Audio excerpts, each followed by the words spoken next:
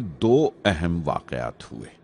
पहला तो ये था कि अपने देश में पहली बार स्पेस रिसर्च का 10 साला प्रोग्राम तैयार हुआ, जिसके ऑथर थे प्रोफेसर साराभाई। मेरे लिए वो एक ऐसा रूमानी मैनिफेस्टो था जैसे स्पेस से इश्क करने वाले किसी शायर की रूमानी नज्म हो, जैसे कोई अपने देश के आसमान से इश्क करने लगा हो। और दूसरा वाकया मिनिस्ट्री ऑफ डिफेंस में मिसाइल पैनल का तैयार होना। नारायणन और मैं, हम दोनों उस पैनल के मेंबर थे। उस वक्त तक भविष्य की आने वाली SLV सैटेलाइट लॉन्च व्हीकल का नाक नक्शा भी तैयार हो चुका था। प्रोफेसर साराभाई अपने देरीना ख्वाब को ताबीर देने के लिए कुछ और साथियों का चुनाव कर चुके थे। मैं खुद को खुशकिस्मत समझता हूं कि मुझे उस प्रोजेक्ट का लीडर चुना गया। उस पर प्रोफेसर साराभाई ने मुझे एक और जिम्मेदारी भी सौंपी कि लॉन्च की चौथी स्टेज मैं ही डिजाइन करूं। यह मामूल था, मेरा आदत थी कि हर मिसाइल पैनल की मीटिंग के बाद मैं जाकर प्रोफेसर साराभाई को पूरी तफसील, पूरी रिपोर्ट देता था। दिल्ली में ऐसी ही एक मीटिंग के बाद 23 दिसंबर 1971 को मैं त्रिवेंद्रम लौट रहा था और उस दिन प्रोफेसर साराभाई थुम्बा में SLV का मुआयना करने गए हुए थे। दिल्ली एयरपोर्ट के लाउंज से मैंने उन्हें फोन किया, पैनल मीटिंग की तफसील बताई। प्रोफेसर साराभाई ने मुझे कहा कि मैं त्रिवेंद्रम एयरपोर्ट पर उनका इंतजार करूं। मैं जब त्रिवेंद्रम पहुंचा तो फिजा में एक मातम बिछा हुआ था। मुझे खबर दी गई कि प्रोफेसर साराभाई नहीं रहे। चंद घंटे पहले दिल का दौरा पड़ने से उनका इंतकाल हो गया। मैं थर्रा के रह गया। चंद घंटे पहले ही तो मैंने उनसे बात की थी। मेरे लिए वो बहुत बड़ा सदमा था। प्रोफेसर साराभाई मेरी नजर में इंडियन साइंस के राष्ट्रपिता हैं, जैसे राष्ट्र के पिता महात्मा गांधी हैं। उन्होंने अपनी टीम से रहनुमा पैदा किए और खुद अपने अमल से उनके लिए मिसाल साबित हुए।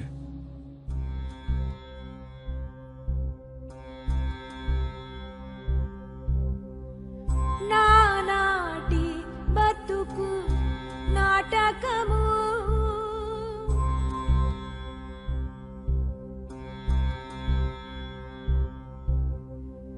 नानाटी बतुकु नाटकमु कानक कन्नदी कैवल्यमु कानक कन्नदी कैवल्यमु नानाटी बतुकु नाटकमु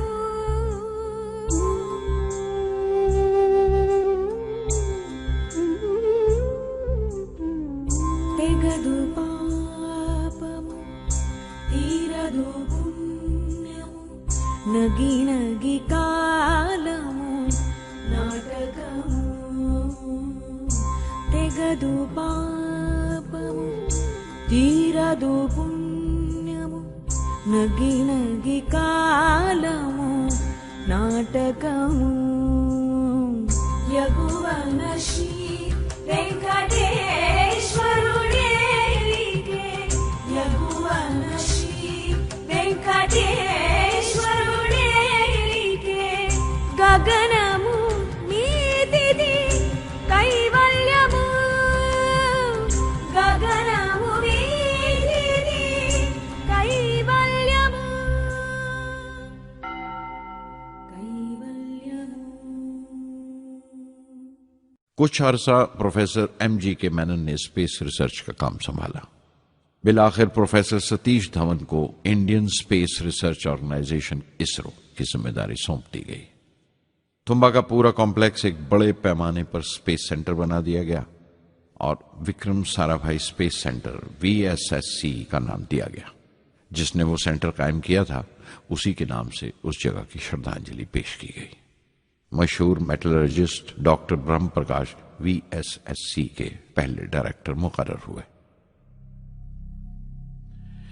कोई भी शख्स अपनी जिम्मेवारी में तभी कामयाब हो सकता है अगर वो बारसूख हो, मोतबर हो और अपने फैसलों के लिए उसे सही हद तक आजादी हो। शायद निजी जिंदगी में भी तसल्ली का यही एक रास्ता है, आजादी और जिम्मेवारी एक साथ हो, तभी वो तस्कीन और खुशी का बायस हो सकती है। और जाती आजादी हासिल करने के लिए मैं 2 रास्ते तजवीज कर सकता था जो मैंने इख्तियार किए। पहला तो यह कि अपनी तालीम और तरबियत को बढ़ावा दो। इल्म, नॉलेज बड़ा कारामद हथियार है, बहुत काम आता है। इल्म जितना ज्यादा होगा उतनी ज्यादा आजादी के हकदार हो गए। इल्म वो पूंजी है जो कोई छीन नहीं सकता। टीम की रहनुमाई तभी मुमकिन है अगर आपकी जानकारी मुकम्मल हो, अप टू डेट हो। कामयाब रहनुमा बनने के लिए जरूरी है कि दिन का काम जो खत्म हो, आप पिछले काम का जायजा लें, अगले दिन के काम की तैयारी करें। दूसरा तरीका यह है कि अपने काम को अपना फख्र समझें, गर्व समझें, और जरूरी है कि अपने अंदर की शक्ति की सही जानकारी हो। जो करो उस पर यकीन रखो, या जिस पर यकीन हो वही करो, वरना दूसरों के ईमान का शिकार बनते रहोगे। एसएलवी प्रोजेक्ट के पहले 3 सालों में साइंस के बहुत से नए नए इसरार खुले और आहिस्ता आहिस्ता साइंस और टेक्नोलॉजी का फर्क समझ आने लगा। रिसर्च और अमल, डेवलपमेंट का फासला पता चलने लगा। किसी भी इजाद में गलतियां होना लाजमी है, लेकिन हर गलती कामयाबी की तरफ एक और कदम उठाती है, एक और सीढ़ी बन जाती है। किसी भी तख्लीक की तरह SLV3 की तख्लीक भी कई दर्दनाक लम्हों से गुजरी। एक रोज जब मैं और मेरे तमाम साथी अपने कामों में पूरी तरह डूबे हुए थे, मेरे घर से एक मौत की इत्तला पहुंची। मेरे दोस्त और हमदर्द मेरे बहनोई जलालुद्दीन का इंतकाल हो गया था। कुछ देर के लिए तो मैं सुन्न होकर रह गया, मेरी आंखों में अंधेरा छा गया। थोड़ी देर बाद जब अपने चौगिरदे का एहसास हुआ तो महसूस किया जैसे मेरी हस्ती का एक हिस्सा मर गया था। रात की रात बसों में सफर करता हुआ अगली सुबह मैं रामेश्वरम पहुंचा। जोहरा को क्या तसल्ली देता और क्या सब्र देता अपनी भांजी महबूबा को, जो रो रो कर हलकान हो रही थी। मेरी आंखों के सोते पहले ही सूख चुके थे। थुम्बा लौटकर बहुत दिनों तक सारा कामकाज, सारी मसरूफियत बेमानी लगने लगी। बहुत दिनों तक बहुत मलाल लगा, सब बेमानी लगता था। प्रोफेसर धवन देर देर तक हौसला देते थे, कहते SLV पर जैसे जैसे काम आगे बढ़ेगा मुझे सब्र महसूस होगा और ये मायूसी कम होते होते गुजर जाएगी। 1976 में मेरे अब्बा ज़ैनुल आबदीन 102 साल की उम्र में वहीं रामेश्वरम में इंतकाल फरमा गए। 15 पोते पोतियां छोड़कर गए थे पीछे और एक पड़पोता। दुनियावी तौर पर वो सिर्फ एक और बुजुर्ग की मौत थी। कोई बड़ा मातम नहीं हुआ, झंडा नहीं उतारा गया, न अखबारों ने स्याह हाशिए दिए, न सियासतदान थे वो, न विद्वान कोई, न कोई बड़े सरमायादार। एक सीधे सादे इंसान थे, फरिश्ता सिफत, और हर उस बात की वजह थे जो दानाई और पारसाई की राह दिखाती है।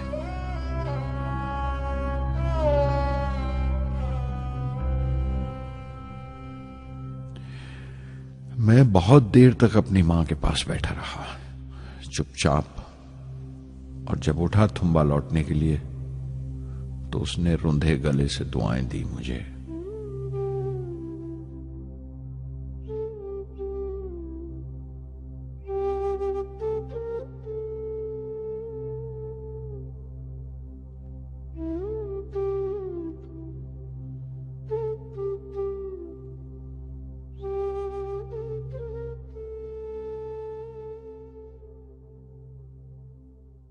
SLV-3 अपोजी रॉकेट जो फ्रांस से उड़ाई जाने वाली थी, अचानक कुछ मुश्किलों का शिकार हो गई। मुझे फौरन फ्रांस जाना पड़ा। मैं रवाना होने ही वाला था कि मेरी मां की मौत की खबर पहुंची। यके बाद दीगरे 3 मौतें हो गई मेरे घर में। उस वक्त मुझे अपने काम में पूरे ध्यान की जरूरत थी। 100% लगन से काम करने की ख्वाहिश किसी और लगन की गुंजाइश नहीं छोड़ती। मुकम्मल नीति और पूरी लगन से SLV-3 का ख्वाब 1979 के दरमियान में जाकर पूरा हुआ। हमने SLV-3 की परवाज का दिन 10 अगस्त 1979 तय किया था।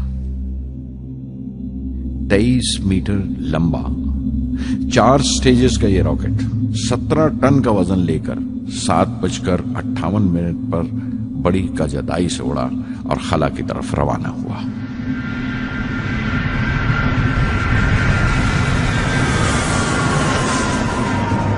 पहली स्टेज हर तरह से पुख्ता निकली और बड़े आराम से रॉकेट दूसरी स्टेज में दाखिल हो गया। हम सब दम खुद रह गए, सांस रोके बैठे थे। हमारे बरसों का ख्वाब आसमान की तरफ सफर कर रहा था।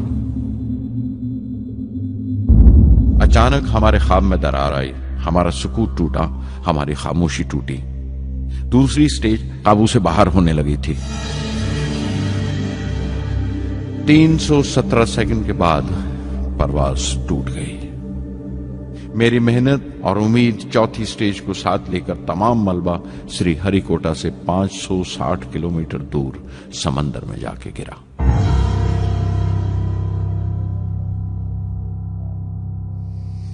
इस हादसे से हम सबको सख्त सदमा पहुंचा। मैं गम और गुस्से से भर गया, नुचड़ गया, बिल्कुल जिस्मानी तौर पर भी और जहनी तौर पर भी। मैं सीधा अपने कमरे में गया और बिस्तर में धंस गया। मैंने अपने कंधे पर एक दिलासे का हाथ महसूस किया तो आंख खोली। दोपहर ढल चुकी थी, शाम करीब थी। डॉक्टर ब्रह्म प्रकाश मेरे सराहने बैठे थे। उनकी इस हमदर्दी ने छू लिया मुझे। मैं उदास था, मायूस था, लेकिन अकेला नहीं।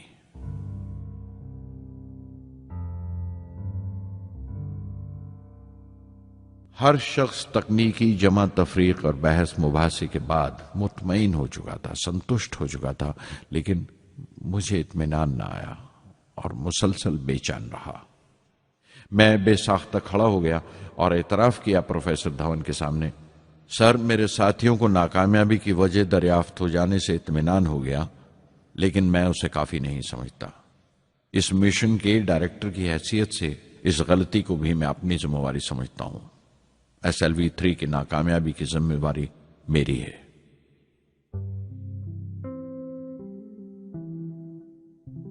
साइंस का काम कमाल दर्जा उत्साह भी देता है, खुशी भी और उतनी ही गहरी मायूसी भी। इस तरह के वाकयात सोच सोचकर मैं दिल को ढारस देता रहा। यह ख्याल कि इंसान चांद पर उतर सकता है, सबसे पहले एक रूसी साइंटिस्ट ने सोचा था। उसे हकीकत बनने में 40 साल गुजर गए जब अमेरिका ने उसे पूरा किया।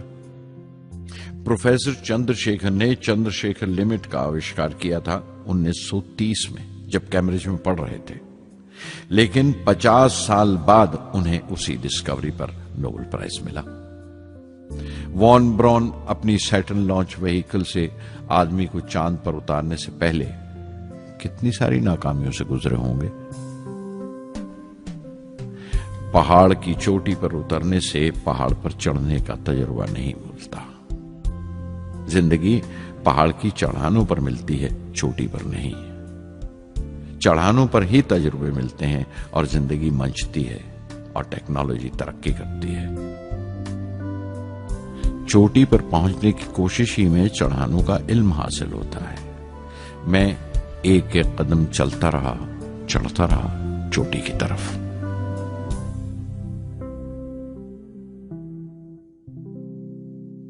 SLV-3 की उड़ान से 30 घंटा पहले 17 जुलाई 1980 के दिन अखबारों की सुर्खियां तरह तरह की राय और अंदाजों से भरी हुई थी। ज्यादातर रिपोर्टर्स ने पहली SLV की उड़ान याद दिलाई थी कि किस तरह वो रॉकेट फेल हो गया था और उसका मलबा समंदर में जाकर गिरा था। कुछ लोगों ने तो देश की दूसरी खामियों का जिक्र करते हुए भी उसे SLV-3 से जोड़ दिया था। मैं जानता था कि अगले दिन का नतीजा हमारे फ्यूचर के स्पेस प्रोग्राम का फैसला करने वाला है। मुख्तसर ये कि सारी कौम की नजरें हम पर गड़ी हुई थीं। 18 जुलाई 1980 सुबह 8:03 पर हिंदुस्तान का पहला सैटेलाइट लॉन्च व्हीकल उड़ा।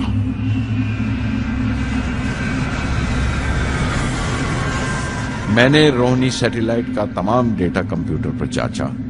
अगले 2 मिनट के अंदर अंदर रोहिणी अंतरिक्ष में था। उस तमाम शोरगुल के बीच में मैंने अपनी जिंदगी के सबसे अहम अल्फाज अदा किए। मैं मिशन डायरेक्टर बोल रहा हूं, एक जरूरी खबर सुनने को तैयार रहो। चौथी स्टेज कामयाबी के साथ रोहिणी सैटेलाइट को लेकर अंतरिक्ष में दाखिल कर रही है। मैं ब्लॉक से बाहर आया तो मेरे साथियों ने मुझे कंधों पर उठा लिया और नारे लगाते हुए जुलूस निकाला। सारी कौम में एक जोश की लहर दौड़ गई। हिंदुस्तान उन चंद कौमों में शामिल हो गया था जिनके पास सैटेलाइट लॉन्च की काबिलियत थी। हमारी कौम का एक ख्वाब पूरा हुआ था और हमारे इतिहास का एक नया बाब खुला, एक नया चैप्टर। प्रधानमंत्री इंदिरा गांधी ने मुबारकबाद का तार भेजा और सबसे ज्यादा हिंदुस्तान के साइंसदान खुश थे कि ये पूरी कोशिश स्वदेशी थी, हमारी अपनी थी। मैं कुछ मिले जुले जज्बात से गुजर रहा था। मैं खुश था कि पिछली 2 दहाइयों से जिस कोशिश में था बिलाखिर उसमें कामयाब हुआ। लेकिन उदास था जिन लोगों की बदौलत में यहां पहुंचा था वो लोग मेरे साथ नहीं थे। मेरे अब्बा, मेरे बहनोई जलालुद्दीन और प्रोफेसर साराभाई। SLV-3 की कामयाबी के महीने भर के अंदर ही प्रोफेसर धवन का फोन आया एक दिन और दिल्ली बुलाया प्रधानमंत्री से मिलने के लिए। मेरी एक छोटी सी उलझन थी कपड़ों को लेकर। हमेशा से बड़े आमियाना से कपड़े पहनता हूं और पांव में चप्पल या स्लीपर कह लो। प्रधानमंत्री को मिलने जैसा वो लिबास नहीं था, मेरे लिए नहीं, उनके एहतराम के लिए। सुना तो प्रोफेसर धवन बोले, कपड़ों की फिक्र मत करो, तुमने जो शानदार कामयाबी पहन रखी है वो काफी है। रिपब्लिक डे 1981 मेरे लिए एक बड़ी खुशखबरी लेकर आया कि मुझे पद्म भूषण से नवाजा गया है। मैंने अपने कमरे को बिस्मिल्लाह खां की शहनाई से भर लिया। शहनाई की गूंज मुझे कहीं और ही ले गई। मैं रामेश्वरम पहुंच गया, मां के गले लगा। अब्बा ने मेरे बालों को उंगलियों से सहलाया और मेरा दोस्त, मेरा रफीक जलालुद्दीन मस्जिद गली में जमा हुए लोगों में मेरे इनाम का ऐलान कर रहा था। मेरी बहन जोहरा ने मीठा बनाया घर में। पक्षी लक्ष्मण शास्त्री ने मेरे माथे पर तिलक लगाया। फादर सोलोमन ने मेरे हाथ में सलीब देकर दुआ पढ़ी और प्रोफेसर साराभाई को देखा। उनके चेहरे पर मुस्कुराहट थी, फख्र था। जो पौधा वो लगाकर गए थे अब पूरा पेड़ बन चुका था, जिसके फल हिंदुस्तान की आवाम तक पहुंच रहे थे।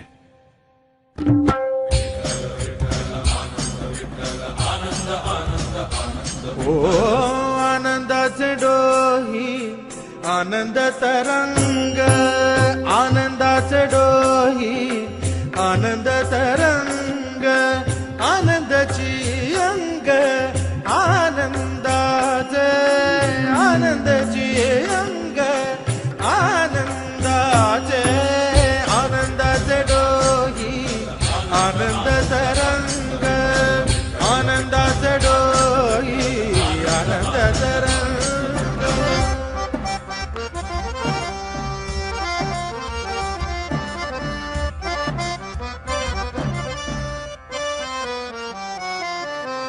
गर्भाचे आवडी मातेचा डोहळा तेथीचा जिव्हाळा तेथे बिंबे गर्भाचे आवडी मातेचा डोहळा तेथीचा जिव्हाळा तेथे बिंबे तुका म्हणे तैसा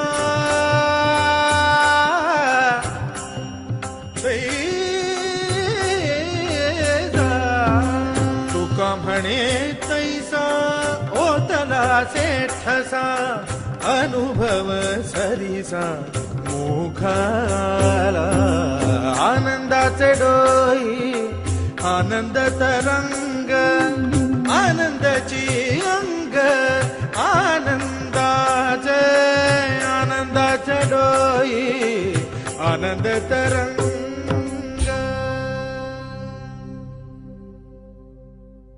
पहली जून 1982 मैंने defence research and development laboratory DRDL की जिम्मेवारी संभाल ली.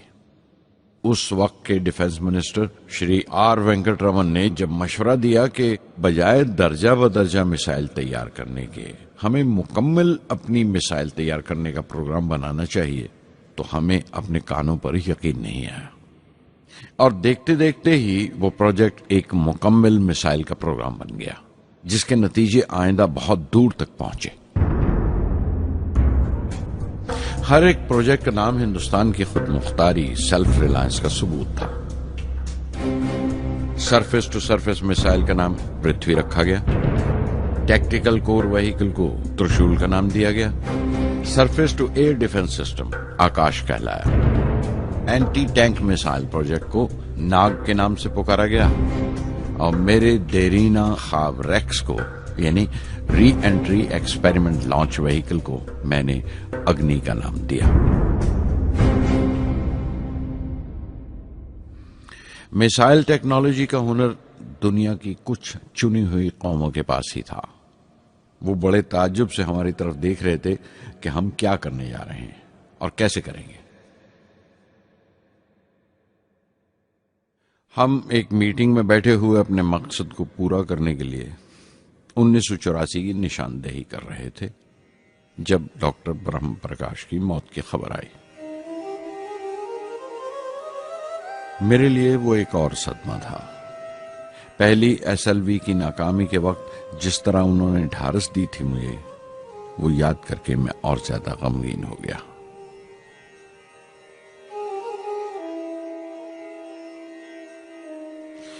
प्रोफेसर साराभाई अगर VSSC के निर्माता थे, बनाने वाले थे, तो डॉक्टर ब्रह्म प्रकाश उसके आमिल थे, एग्जीक्यूटर थे. उनकी विनम्रता ने मुझे बड़ी हद तक नरम कर दिया और मैंने अपनी तुंद मिजाजी पर काफी काबू कर लिया. उनकी हलीमी सिर्फ अपनी खूबियों तक ही महदूद नहीं थी, बल्कि अपने से छोटों को इज्जत देना भी उनकी आदत में शामिल था. उनके बर्ताव और सुलूक में ये बात नजर आ जाती थी कि कोई शख्स भी खामियों से खाली नहीं है. यहां तक कि अफसर भी, लीडर भी, रहनुमा भी. वो बहुत बड़े दानिश्वर थे. एक कमजोर से शरीर के अंदर उनमें बच्चों की सी मासूमियत थी. मुझे वो हमेशा साइंसदानों में संत नजर आते थे.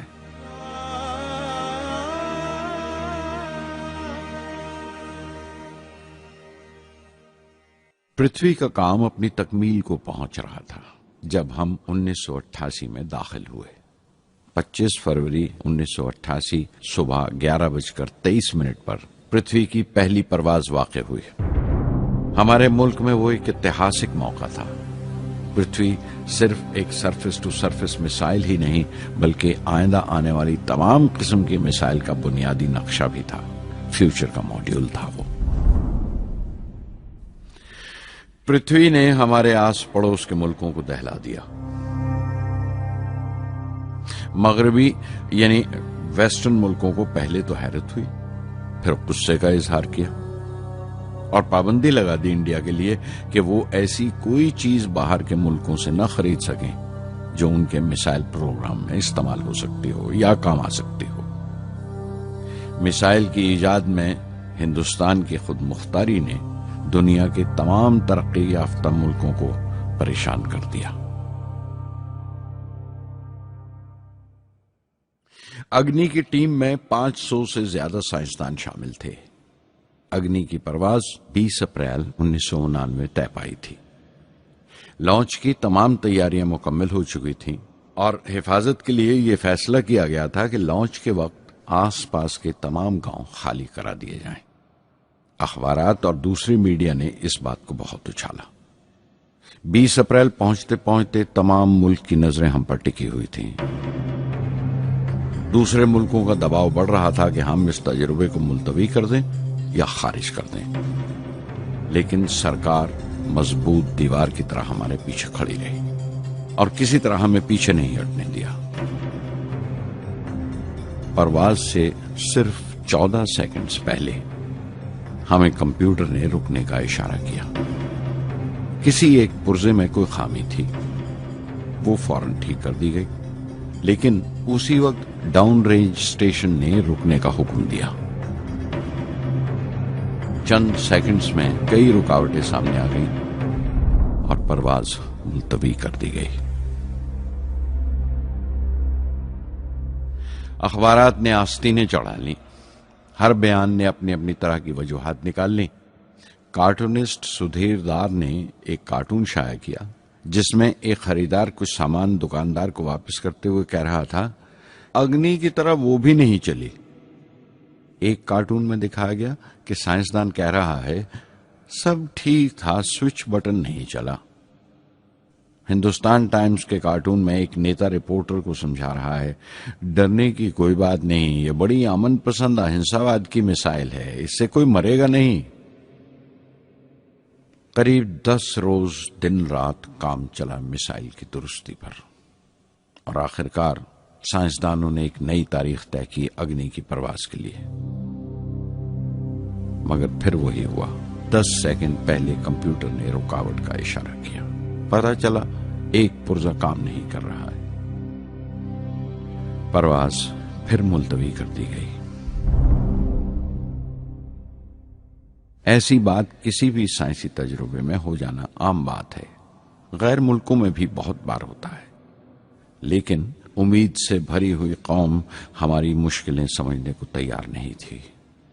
हिंदू अखबार में केशव का एक कार्टून छपा जिसमें एक देहाती कुछ नोट गिनते हुए कह रहा था, मिसाइल के वक्त गांव से हट जाने का मुआवजा मिला है, 2-4 बार और ये तजुर्बा मुलतवी हुआ तो मैं पक्का घर बनवा लूंगा।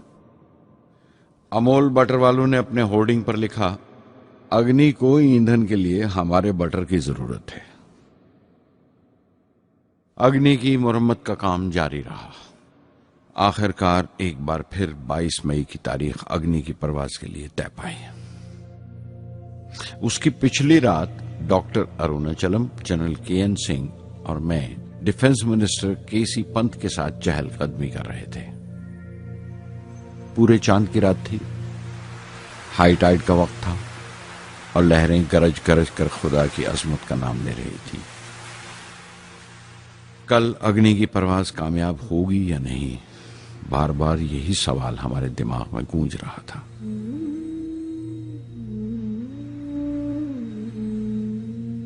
डिफेंस मिनिस्टर ने एक लंबी खामोशी को तोड़ते हुए पूछा, कलाम, कल अग्नि की कामयाबी मनाने के लिए क्या चाहते हो तुम? मैं क्या चाहता था? क्या था जो नहीं था मेरे पास? अपनी खुशी के इजहार के लिए मुझे क्या करना चाहिए? और अचानक मुझे जवाब मिल गया, हम 1 लाख पेड़ों की कोंपलें लगाएंगे। मैंने कहा और उनके चेहरे पर रौनक आ गई। तुम अपनी अग्नि के लिए धरती मां का आशीर्वाद चाहते हो, बोले। कल यही होगा, उन्होंने पेशेंगोई की।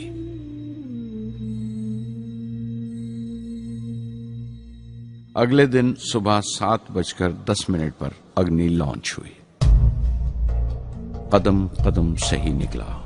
मिसाइल ने जैसे टेक्स्ट बुक याद कर ली हो, जैसे सबक याद कर लिया था।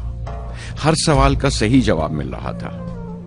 लगता था एक लंबे खौफनाक ख्वाब के बाद एक खूबसूरत सुबह ने आंख खोली है। 5 साल की मुशक्कत के बाद हम इस लॉन्च पैड पर पहुंचे थे। इसके पीछे 5 लंबे सालों की नाकामयाबी, कोशिशें और इम्तिहान खड़े थे।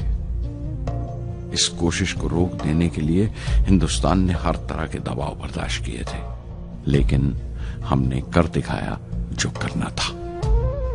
मेरी जिंदगी का सबसे कीमती लम्हा था वो मुट्ठी भर सेकंड्स, 600 सेकंड की वो परवाज जिसने हमारी बरसों की थकान दूर कर दी, बरसों की मेहनत को कामयाबी का तिलक लगाया।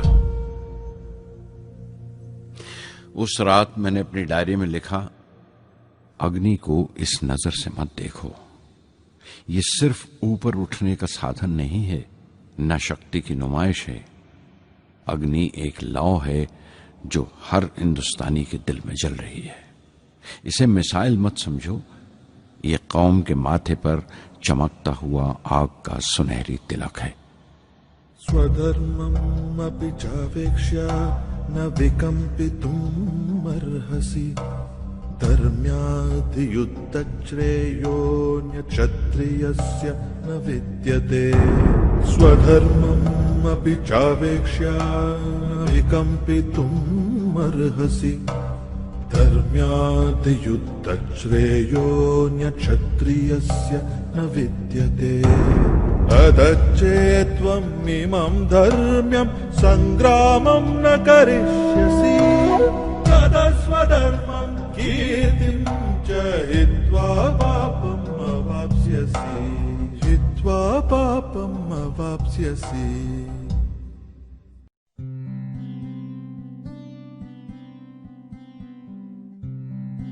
1990 के रिपब्लिक डे पर देश ने मिसाइल प्रोग्राम की कामयाबी का जश्न मनाया। मुझे पद्म विभूषण से नवाजा गया और डॉक्टर अरुणाचलम को भी। 10 साल पहले पद्म भूषण की यादें एक बार फिर हरी हो गईं। रहन सहन मेरा अब भी वैसा ही था जैसा तब था। 10 बाय 12 का एक कमरा किताबों से भरा हुआ और कुछ जरूरत का फर्नीचर जो किराए पर लिया था। फर्क इतना ही था कि तब यह कमरा त्रिवेंद्रम में था, अब हैदराबाद में। वेटर मेरा नाश्ता लेकर आया, इडली और छाछ, और आंखों में एक खामोश मुस्कुराहट मुबारकबाद की। मैं अपने हमवतनों की इस नवाजिश से छलक गया।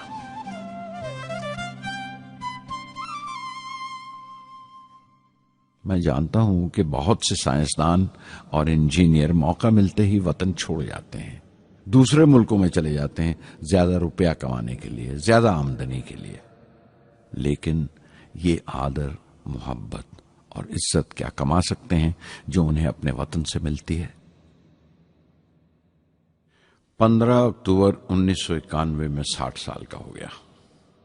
मुझे अपने रिटायरमेंट का इंतजार था। चाहता था कि गरीब बच्चों के लिए एक स्कूल खोलूं। ये वो दिन थे जब मैंने सोचा कि अपनी जिंदगी के तजुर्बे, मुशाहिदे और वो तमाम बातें कलमबंद करूं जो दूसरों के काम आ सकें। एक तरह से अपनी स्वाने उम्री लिखूं, अपनी जीवनी। मेरे ख्याल में मेरे वतन के नौजवानों को एक साफ नजरिए और दिशा की जरूरत है। तभी ये इरादा किया कि मैं उन तमाम लोगों का जिक्र करूं जिनकी बदौलत मैं ये बन सका जो मैं हूं। मकसद ये नहीं था कि मैं कुछ बड़े बड़े लोगों के नाम लूं, बल्कि ये कि कोई शख्स कितना भी छोटा क्यों ना हो, उसे हौसला नहीं छोड़ना चाहिए। मसले, मुश्किलें जिंदगी का हिस्सा हैं और तकलीफें कामयाबी की सच्चाइयां हैं। जैसा कहा है किसी ने, खुदा ने यह वादा नहीं किया कि आसमान हमेशा नीला ही रहेगा, जिंदगी भर फूलों से भरी राहें मिलेंगी।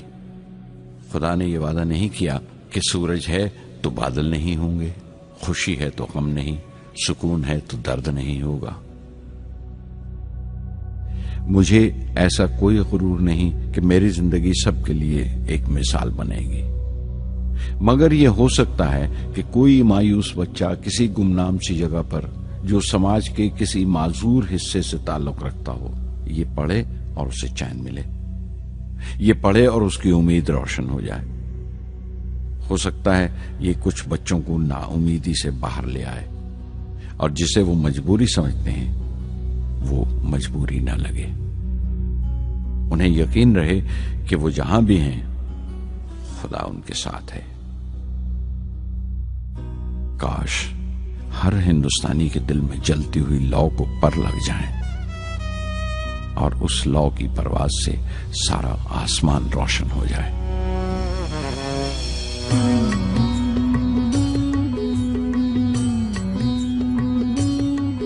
ये ज़मीं मेरी मेरा आसमां बड़ा खूबसूरत है जहां।